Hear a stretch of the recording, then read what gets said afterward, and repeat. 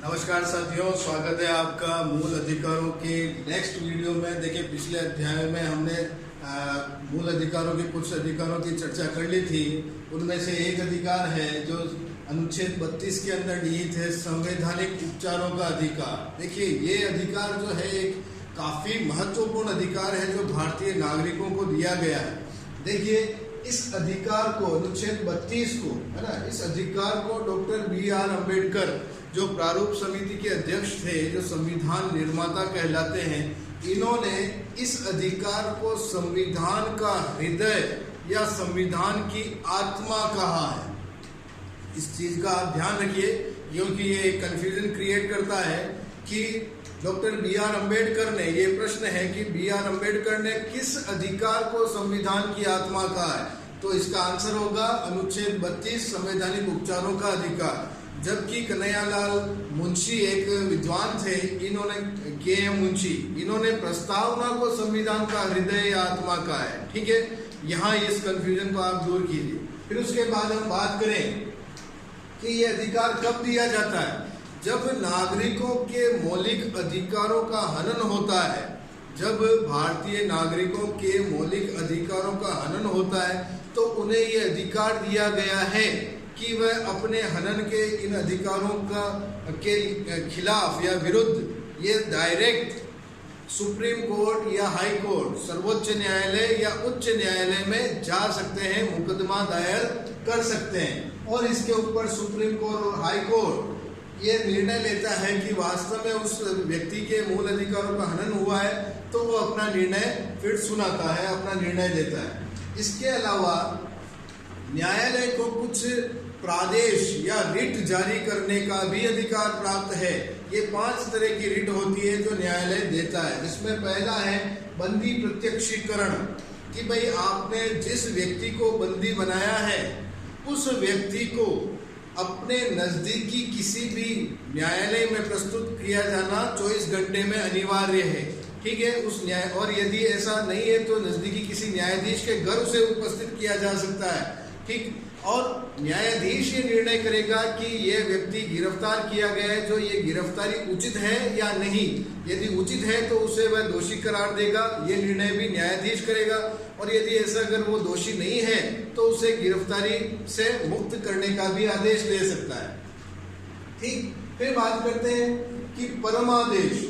देखिए, परमादेश नाम की रिट जब न्यायालय देता है, न्यायालय तब देता है जब कोई सार्वजनिक पदाधिकारी अपने पद का गलत दुरुपयोग करता है और उस पद का अनुचित लाभ उठाता है, तब वहां उस सार्वजनिक अधिकारी के ऊपर ये न्यायालय ये रिट जारी करता है। फिर बात आती है तीसरा जो है निषेधादेश या निषेधाज्ञा। देखिए, जब निचली अदालतें अपने अधिकार क्षेत्र से बाहर जाकर निर्णय सुना देती है या अपने अधिकार का भी अतिक्रमण कर लेती है, तब ऊपर के जो न्यायालय है, जैसे हाई कोर्ट है और सुप्रीम कोर्ट है, वह निचली अदालतों को ये एक रिट जारी करती, निषेधाज्ञा, या उन्हें ऐसे कार्य करने से रोकती है। फिर बात की जाती है अधिकार प्रच्छा, इसे इंग्लिश में को वारंटो भी कहते हैं। देखिए, इसका अर्थ ये हुआ किस अधिकार से, है ना। देखिए, इसके अंदर ये है कि जब कोई सार्वजनिक अधिकारी अपने पद के किसी पद को धारण किए बैठा है, लेकिन उसे कोई अधिकार ही नहीं है कि वो किसी पद को धारण किए बैठा है या किसी गलत तरीके से अपने पद को धारण किए बैठा है, तो उसे न्यायालय किस अधिकार से, इस रीट के आदेश से पूछ सकती है कि आपने किस अधिकार से इस पद को धारण कर रखा है। तो यहाँ भी एक आदेश न्यायालय जारी करता है।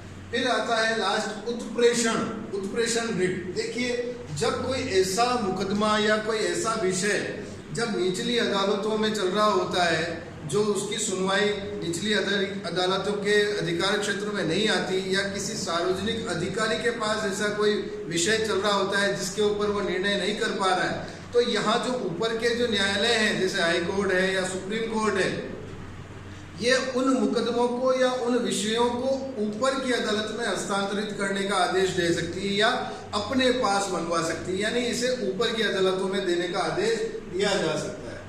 ठीक है, अब बात करें ये जो संवैधानिक उपचारों का अधिकार हो गया, इनके अलावा भी संविधान में कुछ ऐसे प्रावधान किए गए हैं कि कुछ ऐसी संस्थाएं बनाई गई है जो नागरिकों के मूल अधिकारों का संरक्षण करती है। ये संस्थाएं हैं जैसे कि राष्ट्रीय अल्पसंख्यक आयोग, राष्ट्रीय महिला आयोग, राष्ट्रीय अनुसूचित आयोग। इसके अंतर्गत क्या होता है कि अल्पसंख्यकों के अधिकारों के संबंधित इसमें उनका संरक्षण दिया जाता है। महिलाओं के ऊपर अत्याचारों की बात सुनी जाती है राष्ट्रीय महिला आयोग के अंतर्गत। फिर राष्ट्रीय अनुसूचित जाति के अंतर्गत जो पिछड़ी हुई जातियां हैं, दलित है, वंचित है, कमजोर वर्ग की जातियां हैं, जो निचली जातियां हैं, उनके अधिकारों के संबंध में इसमें चर्चा की जाती है। उनके अधिकारों का संरक्षण इन आयोग के द्वारा संविधान के सामने या न्यायालय के सामने प्रस्तुत किया जाता है। अब बात करते हैं एक इम्पोर्टेंट आयोग है, एक इम्पोर्टेंट कमीशन है, राष्ट्रीय मानवाधिकार आयोग, ह्यूमन राइट कमीशन। देखिए, राष्ट्रीय मानवाधिकार आयोग ये साल 2000 के अंदर गठित किया गया था।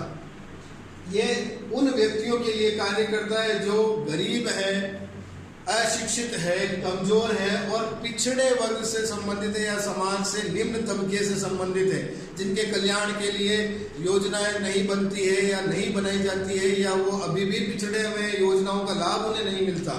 तो इन व्यक्तियों के अधिकारों के संरक्षण हेतु ये आयोग कार्य करता है। इसके अंतर्गत कुछ संस्थाएं हैं जैसे People's Union for Civil Liberties, PUCL and PUDR, People's Union for Democratic Rights. ये संस्थाएं इन व्यक्तियों के लिए कार्य करती है और इनके अधिकारों के लिए आवाज उठाती है।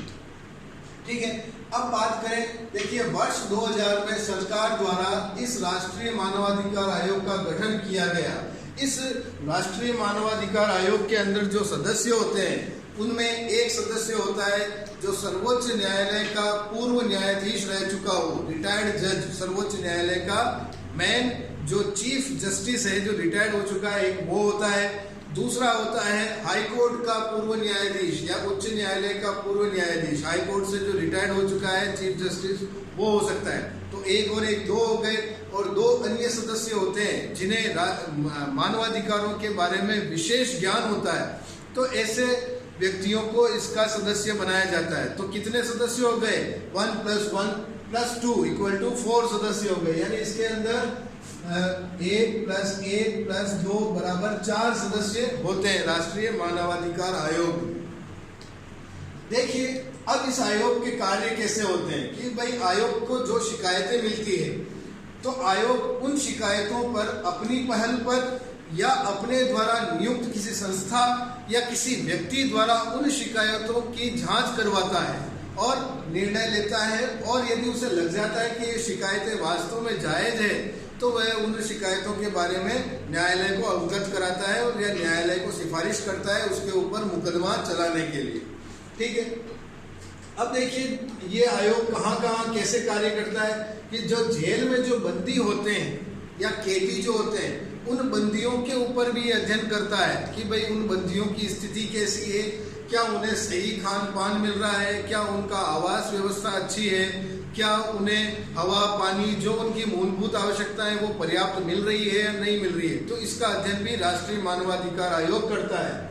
देखिए, इसी आधार पर इस मानवाधिकार आयोग के कार्यों में भी बढ़ोतरी होती गई। इन्हें हर साल हजारों शिकायतें प्राप्त होती है, जैसे कि भाई जेल के अंदर हत्या हो जाती है या जेल में बलात्कार जैसी घटनाएं हो जाती है या व्यक्तियों का अपहरण कर लिया जाता है, वो गायब हो जाते हैं, या किसी का मतलब कि हत्या और लूटपाट जैसी शिकायतें इनके पास आती है और ये आयोग उनकी सुनवाई करता है। अब जैसे इनका जो मेन रोल रहा है इस आयोग का, जो मेन इसकी जो मुख्य इनका जो सही कार्य हुआ है, जैसे पंजाब के जो युवक गायब हो जाते थे वहाँ इन्होंने हस्तक्षेप करके उसकी जानकारी ली।